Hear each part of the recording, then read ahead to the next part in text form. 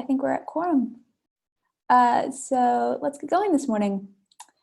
Hello, everyone. Welcome to the Wednesday 14th edition of Contributor Experience. My name is Elsie Phillips. I just want to remind everybody on the call today that we abide by a code of conduct. Please be excellent to each other. We need a note taker and we need a co-host. So is there anybody on the call that would like to volunteer for one of those jobs? I can be the troll hammer if you want. That'd be great. I'm working on a project on the side, so I'm kind of more listening, but I'm also paying attention. So that just leaves a note taker. I'll do it. Great. Thank you, Paris.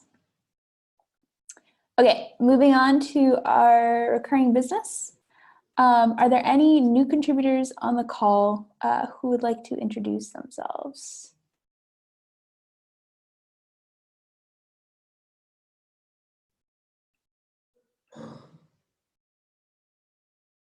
Nope. Okay. Regular program updates. How are we doing for the Thursday community call? George, I know that we were soliciting people last week. Did you get everybody that you needed? Yes, we're actually all set for the rest of the year. Jeff's got point for this Thursday. Other than that, not really sure, depending on who's going to host on the release team retro day, but we can just call it early. It's like an okay. evening.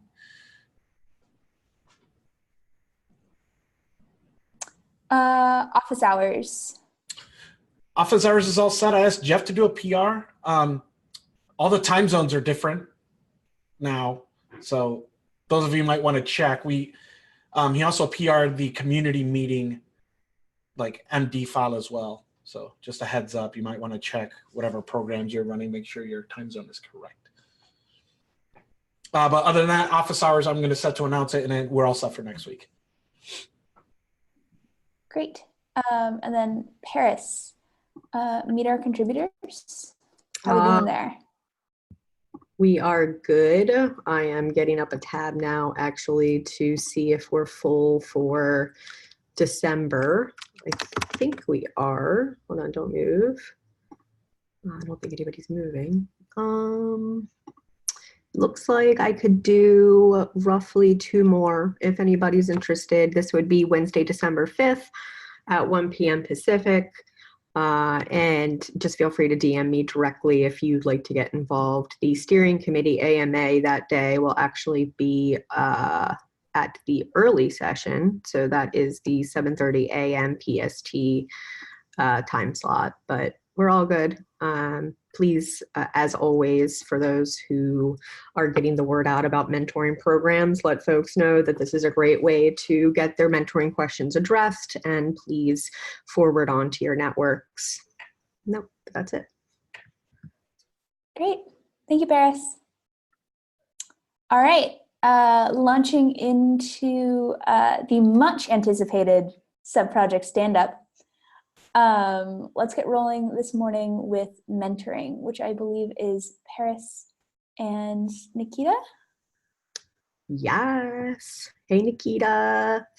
I'll start. We'll do outreachy last, but just from a perspective from what you asked in the email for stuff that I think we're really proud of this year that we've accomplished. I think that would be 2 things, and Nikita also please weigh in. I think one is that we have continued with GSOC. It continues to prove extremely useful for us and produce amazing talent and amazing projects. And I think that we should continue on with this.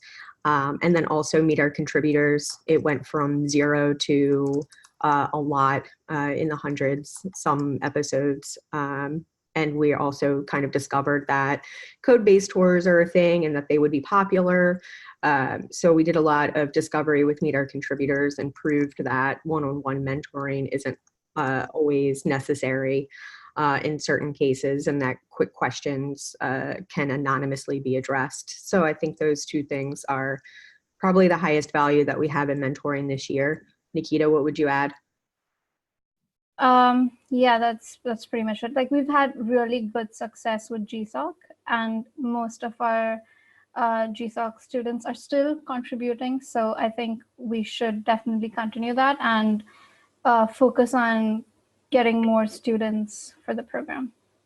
100. Yeah, I definitely want to echo that we want to focus next year more on, for lack of better words, more, and getting more and more mentors involved. I think we should engage them earlier. And I think that it would be really cool if we could do like 10 GSOC interns for the summer across 10 SIGs.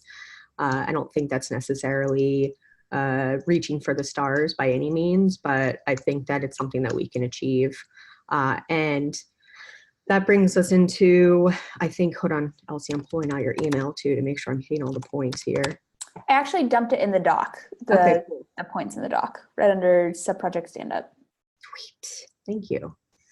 All right, top 3 priorities right now. 1, onboard a outreachy intern. I'll get to outreachy in a second. So that'll like that'll have more context behind it. But this is immediate priorities. Onboard 1 outreachy intern. That outreachy intern is going to do the dev guide, and they will start December 5th. I'm also looking into like getting them a KubeCon ticket and things like that so we can meet them there. But then the other 2 top priorities would be to stand up both the one-on-one hour and also the group mentoring program officially. Both have a lot of process work. So that's both of them in some ways are epics. So top 3 priorities, 2 of 3 are epics. And then let's see, what is something in your sub-project you're proud of? We already did that. What's one thing in your immediate roadmap to be accomplished after KubeCon? I think that would be the process improvements to the one-on-one hour for sure. I think that would give us the most impact, especially from a technical mentorship perspective. So I think we should definitely work on that. But I did want to update everybody with Outreachy because we did have 3 outstanding internships. Unfortunately, we only received 1. We only filled 1. And let me give you the exact quote from the Outreachy folks as to why we didn't fill the other 2. The exact quote is, so we can have this for our records. The exact quote. Kubernetes did not receive any final applications from Outreachy applicants who were eligible for this round. The Outreachy organizers had to double check the time commitment details of some of the applicants who had their initial application approved and who made a contribution to Kubernetes. Unfortunately, it turned out they were not eligible for this round. So the 2 internships that we had for Brendan outstanding are not filled. So that is the mentoring update. Sounds good. Thank you, Nikita, guys. did I miss anything with Outreachy? I'm sorry. Oh, no, that should be it. Yeah.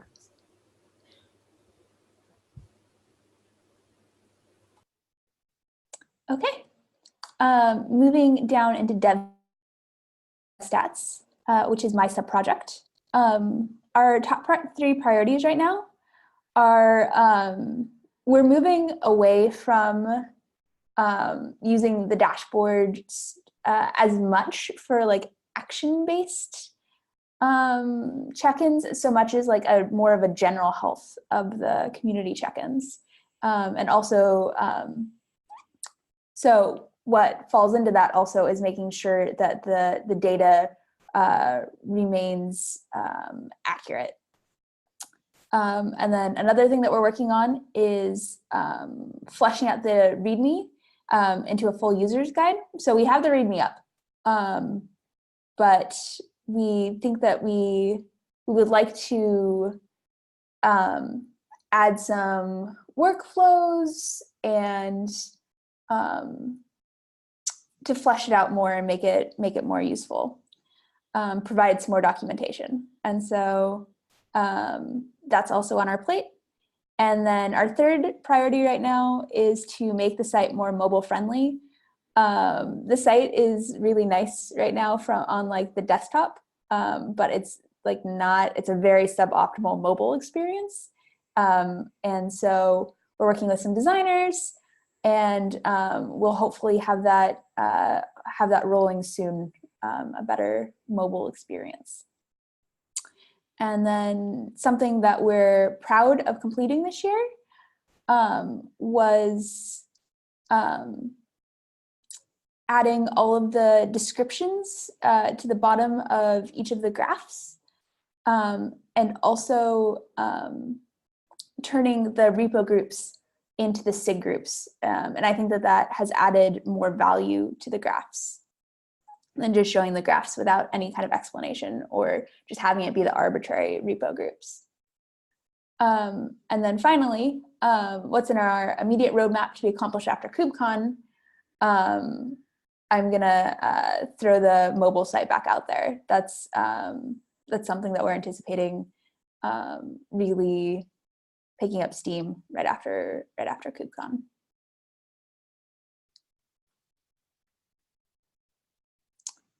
Okay. Contributor docs. That is George, Gwyn, Tim, your domain. Yeah, so from the contributor guide section, Gwen, unless you have anything to add, it's pretty much mostly in maintenance mode right now. I mean, there's no large ticket items that are unfinished. Generally speaking, we're just accepting PRs. Sorry to be boring. No worries. No, boring is great. Yeah. Boring means that it's good, right? Yeah. Yeah, I mean, from my perspective, I think that's with one of the interns we're getting, right? The main missing link is the technical docs, like how to get started, local test and build, and I think those are in the works. So I'm more than happy to shift my attention to that and help out with that as much as possible. Okay. I would also probably count the contributor site in this section as well. So if we could get a report in on that, that would be great. Yeah, I have to rework large sections of the KEP. So okay. Whatever kicking back one status. I don't really know what the status is on KEPs because they keep changing, but I'll probably bump it back to draft or whatever it's called. What do we have out there right now? Like how far have we got comparatively to where the KEP was where it was originally set to go? The big blocker right now is that the metadata for KEPs is not standardized. So it's impossible for us to ingest KEPs. So we can't do, here's a list of KEPs. So the best we can do is kind of like list the files in a directory. So it looks like a big LS basically. Hey, George, I thought it was all supposed to be standardized. So, oh, it is. It's just in progress and it hasn't actually done that yet. Like, as of my last sync with SIG PM. But there's an issue on it and we're mostly just waiting for that to like resolve for the KEP metadata to be standardized? Yeah. Like if you go into the individual KEPs, like themselves and go into the files themselves, they don't quite match. Okay, so what we have is we have a schema and what folks are supposed to have that's documented and it's not being followed, right? So I'm happy to add some color on this if you want, since I'm driving Please. all this work. Mm-hmm. So the intent is to develop a CLI that actually manages the KEP lifecycle, and it basically takes the human element out of the metadata and supplants it with well-known fields that get marshaled in the code so that you have consistent representation and all that. It also does the generation of the template so that the template is consistent across KEPs. I'm working with Caleb to try and get this dropped hopefully before KubeCon. He's made a tremendous amount of progress, so we're just trying to get that done. So the idea is that part of this process of rolling a tool out is that we standardize or do what we can with the KEPs that we already have so that they fit hopefully somewhat into this. And then moving forward, it should also be in its own repository so that the rendering for the site is easier as opposed to trying to call out or to have it be a sub part of some other site. So I'm not super happy that this work is happening and people don't know about it. But on the other hand, it's maybe, I don't know how to socialize the work until we have something to demo, which should be soon. Jace, quick question. Would it be possible to have this tool do some kind of validation we could stick in CI? So we could say, oh, this is a KEP. Did somebody actually submit all the metadata properly? Or did they go fudge and create their own value in a field and then we can throw an error? Is that something we could do? Possibly. Certainly the internals of the thing are built for that kind of extensibility. That's out of scope for the implementation. Okay. So basically what we want to do is be able to have a manual human activated workflow completely ready by KubeCon. The other automation stuff and how we deal with that is something that it'll be open source, so anybody can go and write it and go. So hopefully people who are interested and engaged will take that on. If I can make a suggestion there, Chase, Of just course. at least in my experience with like human driven workflows, especially for like little things like the formatting of metadata, the only way to get it right, like human driven workflows fail 100% of the time.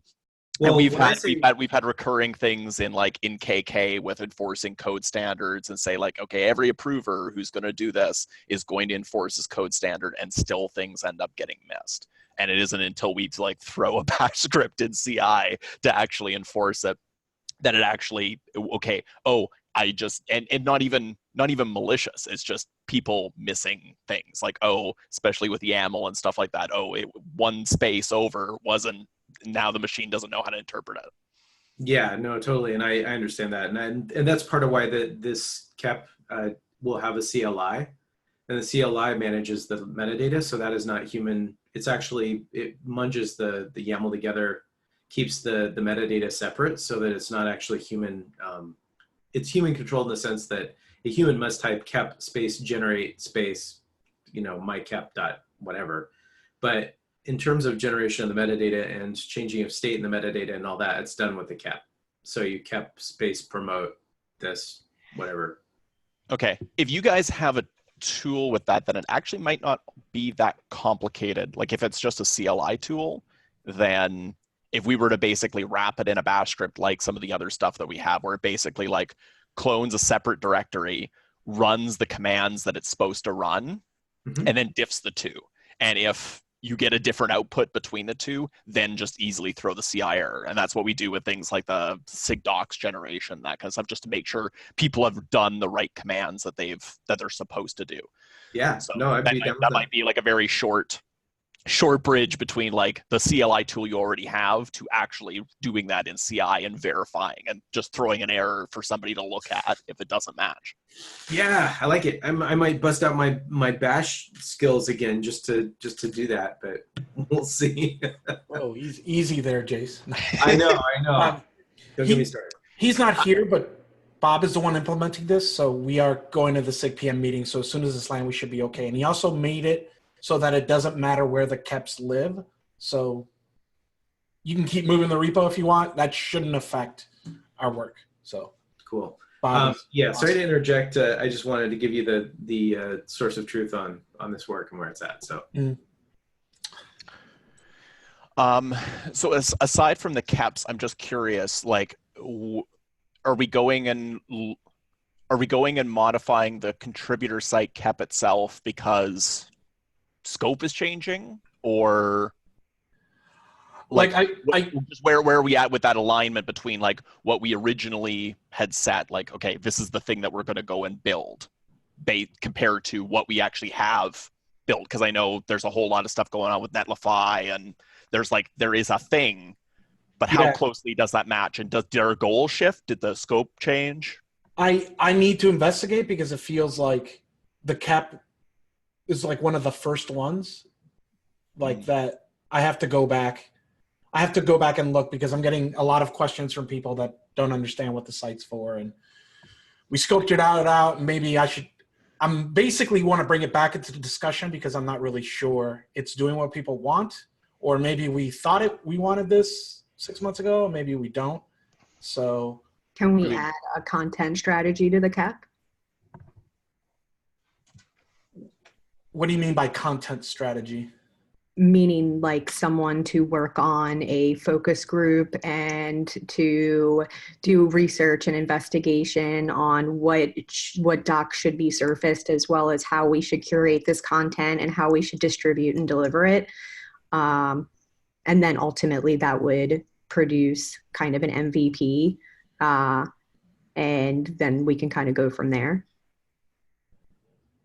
Oh my God, plus 1,000 of that, because I think the site as is, maybe it's hard to tell who it's actually supposed to serve. You know what I mean? It's like, is this external people who want to Google this and find things on it and then get confused because, wow, this is really just like the repo, but it not, or you know, like I would love to know who the use cases are, what they want to find, and maybe not necessarily represent all the data in the repo, and really find those key pieces that are going to serve whoever it is that we're serving. Yeah, and to jump on this though, the survey, Paris was giving us some of the details the other week. It highlighted some things that we just expected people should be able to know, which are parts of contributing to the community, and they couldn't. And so we can kind of start to see, here's some expected outcomes that people thought they could do and they couldn't figure out how to do and were frustrated. Those are the perfect kinds of things where we can say, here's users, here's data, here's the expected outcome. Now, how do we create a content strategy so somebody can easily figure this out? And that might be a good way to kickstart this content strategy process. Why don't we start a little inside working group? And I'm not talking about official Kubernetes working group by any means. I'm talking about within our little SIG, because it sounds like none of us have time to do content strategy full time. So, I mean, I've done content strategy before. Matt's done content strategy before. I know other people on this call have done it. I think if 3 to 4 of us can attack this together, like what Matt's mentioning, we already have a lot of data from the surveys and from previous surveys and from contributor summit surveys and things along those lines. So we have that covered. So maybe we could just like pull in a focus group and do some other content strategies and activities around that, but kind of divide and divvy the work. Is anybody in favor or object to that? The other thing I was going to suggest is like, if we need to kind of recircle our efforts and find out what pieces need to be tackled, even if we need to, like, you know, break things into manageable pieces to make sure that nobody, like, this isn't all on one person's plate, that it isn't like just George and Bob that are tackling this. If we are able to, maybe my suggestion was we do a focused Contribex meeting where it's like the agenda item for today is like brainstorming on contributor site. And maybe that is more useful like after a focus group like has something together to bring back to us. So then we can go like, yes, we're all behind this. What do we need to, how can we help? How can we like bring that to the front? Yeah, because the original scope, it was very finely scoped. Like the whole point of the CAP was just to make a front end to the community repo. Actually making major changes to the community repo was like out of scope. But I think people want to restructure the entire community repo, which is fine. It's just now the CAP really has no place to live. So Jeff, you were first. Sorry. I'm actually thinking it might not be that they want to restructure the community repo, but framed around a contributor website, what do we want to put in this contributor website? Because some of the content might not be from the community repo. It might be aggregating things from multiple different places. We should also file an issue and maybe even set up like a contributor doc sprint. I saw that, like, just from when George surfaced the site, I saw that a lot of our docs had things in there that should not be surfaced, like the word etc. on a website. And like that would also play hand in hand with a style guide. Bob already filed the issue for a style guide. So I think all of these would be really good building blocks to that.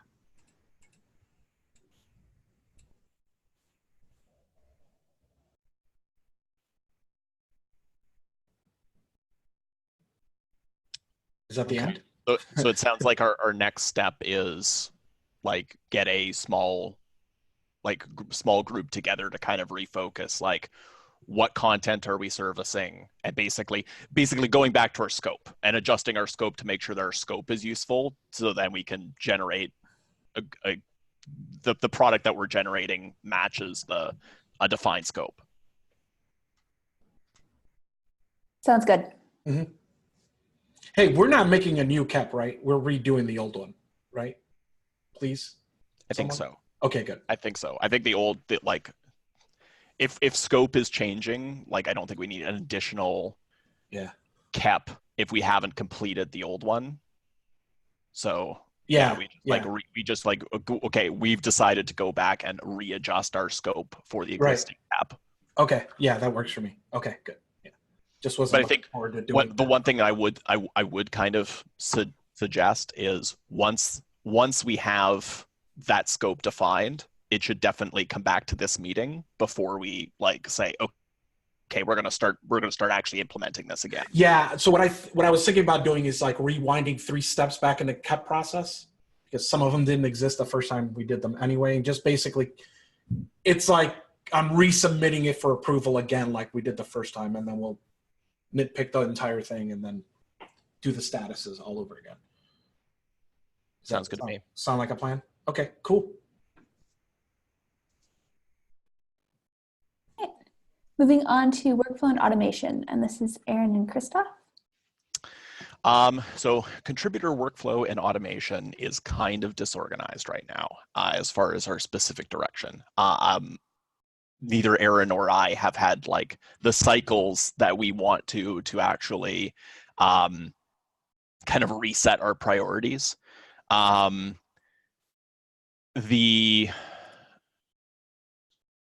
So yeah, we need to kind of refocus and set our priorities as far as existing things that have been in flight, proud of completing in the last year.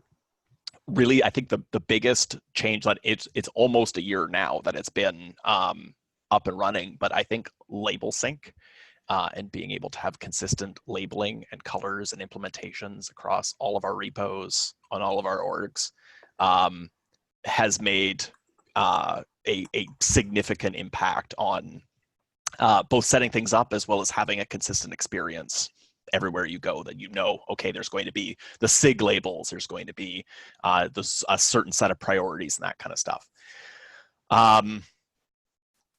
Things that we know we need to implement, but again, as I said, we need to kind of reorganize and reset our priorities going into the next year. 3 things that we know we need to implement. We need to improve our cherry picking process. That's been stale for a while. We've thankfully updated our cherry pick documentation. Thank you to Gwyn and Nikita, if I remember correctly, who helped improve that documentation. So our current process is documented. Just our current process needs to get a whole lot better.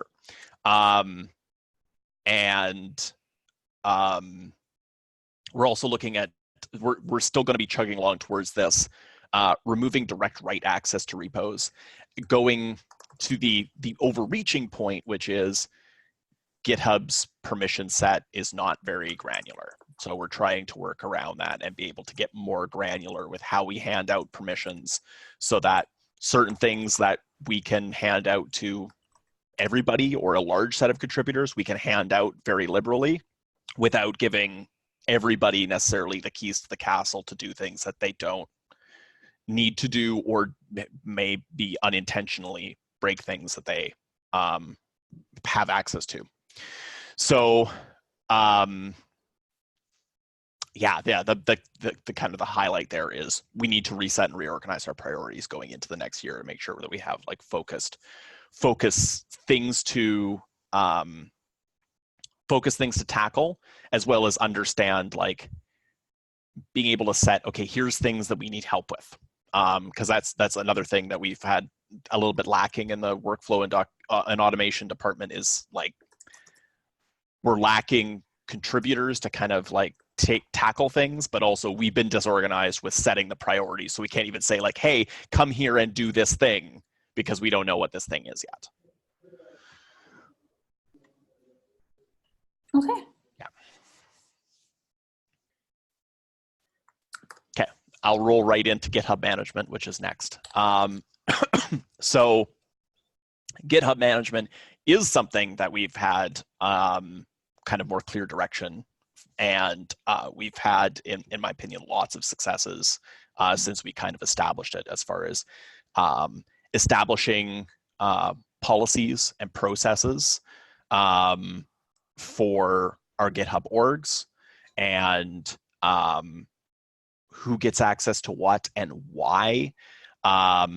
We've had the Parabolos tool was created this year, and the membership procedure has been, now we've been able to delegate that out. So you don't need org owner to be able to process memberships. And shout out to Stephen and Bob, who have been exceptionally helpful, kind of processing, being friendly faces to our people who are very early in the contributor ladder. And they've been processing memberships with like very light oversight right now, because the bot does all the heavy lifting. The kind of our priorities going into the next year, our next kind of highlight that we're going to be tackling is GitHub team management, and being able to identify like who is in a team and who is authorized through PRs and owners files and that kind of stuff to change the team. So they'll be defined in a Git repo, and that'll be driving the source of truth behind GitHub teams, which will inherently make both notifications and handing out GitHub permissions way easier and more transparent. Second, which is kind of related, is solidifying a new GitHub team structure as far as what we're recommending out to SIGs, because that still hasn't been a thing that we've been able to clean up. We've known for a while now that the current like 8-team structure that SIGs were told to go and make, that hasn't been working, and that hasn't been having the intended impact. But we need to kind of solidify a proposal and have the tools in place to drive a new team structure. And third would be looking at repos, and in particular repo permissions and how they associate to teams. So we're kind of just doing this layered model where we tackle like specific functions in GitHub that are done either by the org ownership team or by repo admins, and seeing like how can we break those apart into workflows that a bot can do the actual API calls, so that the source of truth can reside in a Git repo, and we have a lot more transparency around who's making changes, and being able to delegate out changes that are safe, like things like managing SIG teams. That's something we want to completely delegate out to the SIGs, that like whoever the current SIG chairs and technical leads are can approve changes to their SIG teams without needing intervention from an org owner. I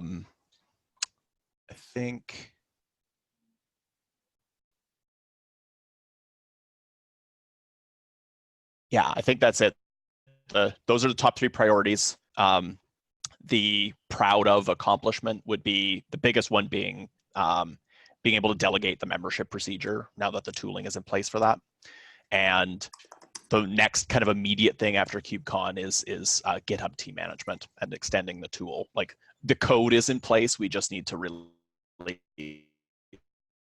like kick the tires and over the procedure, because once we cover abiding the team membership, the old way of manually adding people or moving people from teams will be overwritten. So we need to like roll that out and notify people and that kind of stuff. Cool.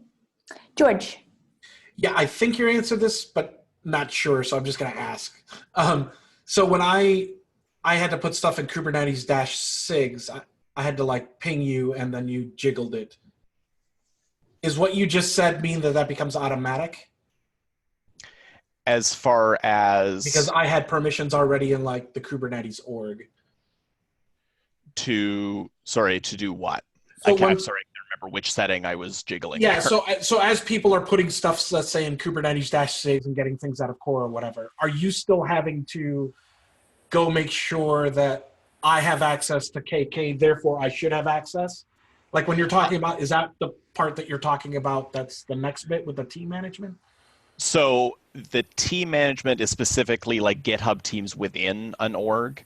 The cross org stuff, as far as permissions, that's actually there's a policy piece that we haven't tackled yet that is basically holding us back from doing that in an automated way. And the thing is, it's auditing. And I've been kind of avoiding it, but it is something that does need to be done, which is auditing our current orgs and figuring out who's inactive, who doesn't need permission anymore, who has moved on from the Kubernetes project completely, and pulling that access back before we start using a membership list as a source of truth to automatically give new access. Gotcha. Okay. That's kind of a big piece there, but the auditing bit should be something we do in the next year, but that'll be a big project to kind of tackle, and it'll involve lots of like user communication and that kind of stuff, because we don't want to accidentally pull back access that people need. All right, thanks. Great. Cool. For me. Community management. I believe this is George and Paris. So is there an order you want to go in, Paris, or? No, say something that you're proud of this year. My dog? No, just kidding.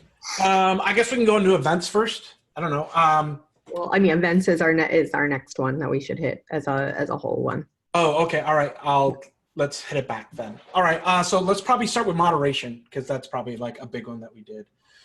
So I did a bunch of PRs on our moderation processes that we didn't have before. It was kind of like everyone be cool to each other.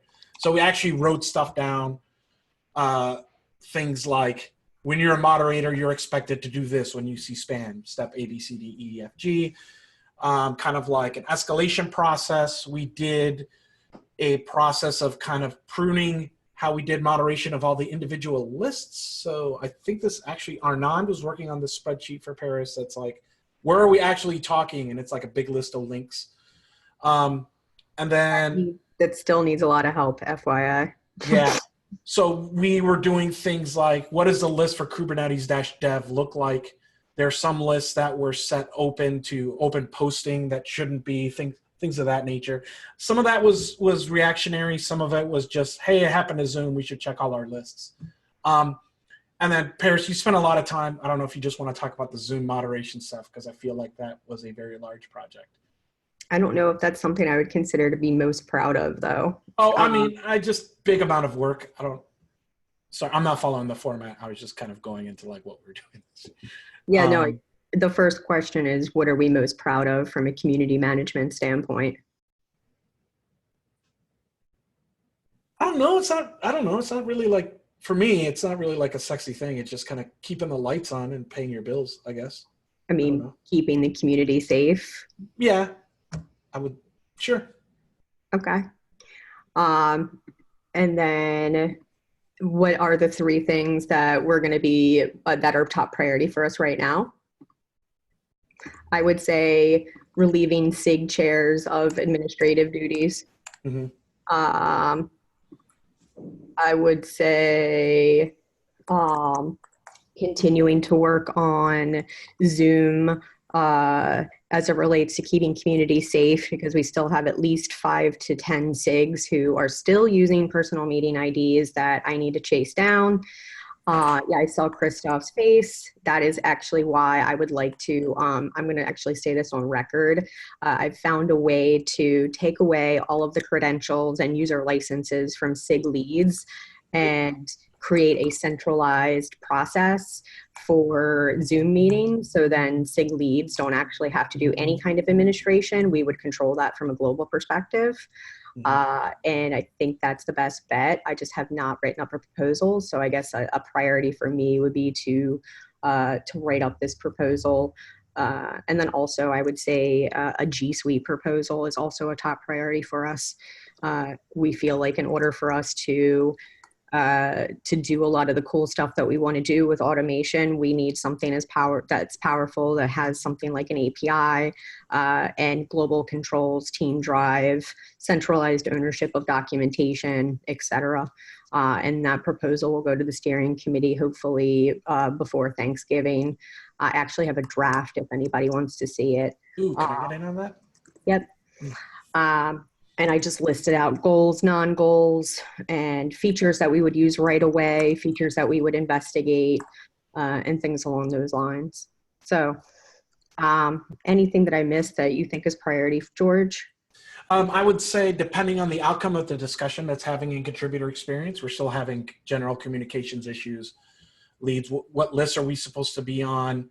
You know, like we know we're having a hard time getting all the leads to like register for KubeCon or even respond. So I think there's still a lot of work to be done there as far as, you know, where should I be paying attention the most if I'm a leader in the community? And I think in general we say /dev, but we also have an issue where we'll send things to dev and sometimes the word doesn't get out. So we find ourselves, you know, repeating things over in the community meeting. I think that's just something that we just have to continuously keep trying to process and improve. I think that will come from an enhanced communication markdown file, which will be the artifact of the issue that's open right now for the communications assessment. And that's what Arnold and I have been working on. And we're still like, I don't know, 10% short of that. And if, please, I'm like, this is like pretty much begging at this point. If anybody could help us with that, I would greatly appreciate it. So that we can have a complete landscape of our communication stuff, so I don't have to keep iterating on 45 editions of the communication markdown file. Do you have a link handy we can put in the notes? I know it exists, but I can't, like, I always forget that it exists and I need to remind myself to go find it. Yeah, doing it right now. All right. Yeah, so I think generally keeping our community safe is the most top priority that we have, and then probably taking away administrative crap from SIG leads and admins and team leads and everyone else in the community is definitely a top priority for us, because we all know that not everybody can be a Zoom administrator. And we're pretty much asking 70 people to do that right now. Yeah. Oh, and some other highlights. I know I'm going out of order. Sorry, Elsie. But both the office hours and Meet Our Contributors programs and stuff are seeing increased traffic and participation from people. So it feels that's doing well. The user forums are doing very well, I think, as far compared to the old Google Groups stats-wise. I can like print, you know, charts and stuff for like other statuses and stuff for KubeCon. But it feels like all those programs are kind of firing on all cylinders. And once the new community page lands and actually tells users that they're there, they'll be even more effective. But I feel like the community meeting, we've gotten feedback on how to change up the format a little bit, and we've been doing it, you know, that sort of thing. I feel like all those kind of regular everyday things are running pretty well, unless anyone feels otherwise. It feels like they're doing okay.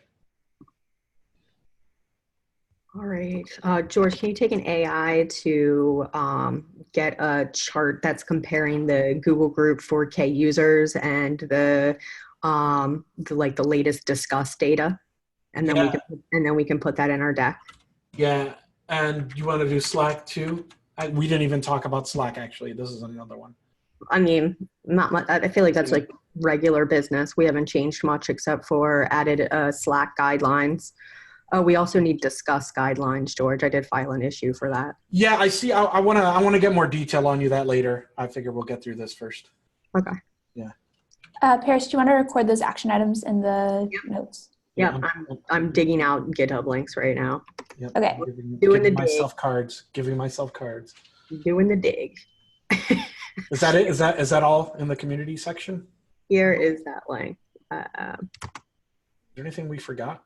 I'm sure there's stuff that we forgot, but I feel like this is the main gist of it, and that's exactly what we're looking for an intro. We don't want to go too much into details. All right, I put the issue, need help in there. I've got it. I got it as a card. Do you, sorry, semi-related. Do we have a deadline for when we want all these aggregated data and stuff for like our KubeCon status report? Because I'm assuming you're going to want this before like we all get on planes and stuff, right? Yeah, we usually ask for it like 7 to 10 business days before our talk. But Elsie and Christoph, what do you think? What do you want our deadline to be? I'm hoping for November 28th. Does that sound reasonable? That's cool. When's Thanksgiving? Is that? That's next Thursday. So this is the week after Thanksgiving. Next Wednesday, but the Wednesday after that. Okay. So everything is due to all of you. Let's just, okay, perfect. All right, George to provide charts on discuss usage and a comparison chart with the K users group. Yeah. All right. Cool. I've got tons of access to all the Kubernetes Google Analytics now. So if you have follow-on stats that you want for things. I got them. I got it too. Okay. All right. All right. I feel we could do a chart for almost everything. I don't want to commit us to that, but I was just saying we could if we wanted to. Let's chart all the things. Cat charts it is. Yeah. The agency that I have right now is like kicking my butt on a daily because they're doing like 50 graphs at this point, and like working with designers on 50 different graphs is difficult, I think. So there's been a lot of back and forth, as you can imagine. So I'm hoping that those are delivered to us. Well, actually, it is a requirement that I gave them a hard stop. Like we will produce the graphs from the survey as is at our KubeCon intro. Right now we have, I think, 22 that are done. And most of that is just descriptive information about the survey respondents, which isn't even necessarily like too helpful to us. But it was important nonetheless to put it on the infographic anyway. So that's also something else that we'll have ready for our KubeCon intro. All right. Sorry about that. And I think that's it for community management stuff. I don't know what's going on with my voice right now. Sorry. No worries. Moving into events. Last one, home stretch. All right. I think that's proud of. right. Yeah. I think from my perspective, we're most proud of, I'm most proud of, I'm sorry, probably doing a European edition. I thought that was nice. It stretched our legs a little bit. We had a lot of lessons learned from that. I think even more so than Austin. Of the Contributor Summit? Correct. Okay. George, what about you? What do you think that you're most proud of as far as a contributor event standpoint this year? Like what made you the most happy? I would actually say that it feels like this year, especially for Seattle, people really kind of came to us as far as SIG leads and chairs and stuff. Like when we asked for, hey, what do you want the existing contributor summit? We had a Google document and they all just went in there and put, I want this, I want this, I want this. Whereas before they were like, we'll just have it on conference. We'll see you there. So I kind of feel like other people now are starting to like say, oh, this is the one chance I get to meet everybody. You know, I don't know. Like I felt like they finished that document in like 2 weeks and then we had plenty of things to schedule. So that's something I definitely want to sustain for next time. 3 things that we're working on right now. Obviously, the Seattle Contributor Summit. We are also working on, I mean, I know this might sound super hella advanced, but we are working on like the strategy and what that looks like for next year as well. Like we've already updated steering committee. like George sent an email recently to steering committee to give them an update. And at the bottom of the email pretty much said that we'd like to move to an invite only format and things along those lines. So that's, I would say like a number 3 priority for us right now, with the first being get the next one launched. But then like pretty much right after that, we are going to go into a session with CNCF to talk to them about what go forward looks like. Also, what's the roles and responsibilities of CNCF and contributor experience as it relates to any kind of contributor event. That we're meeting in January. So that's actually something that we're going to work on right after post KubeCon too. So that would probably answer that question. George, what else did I miss? I feel like I missed a ton of things. I kind of wanted to say that it's impressive to me that with only a handful of people, Shanghai Contributor Summit came together and they're all over. Oh my gosh, yes, yeah, 100. And actually, I would say that's what we're most proud of. Yeah. Because when Dan asked, I was like, good luck with that. We could barely we can barely tread water as it is. And then Josh and those folks just like nailed it. Yeah, no, Josh just really stepped up into that and led it. So that was really awesome. So yeah, no, I agree. I keep thinking that like Shanghai is next week, and even though it's like today.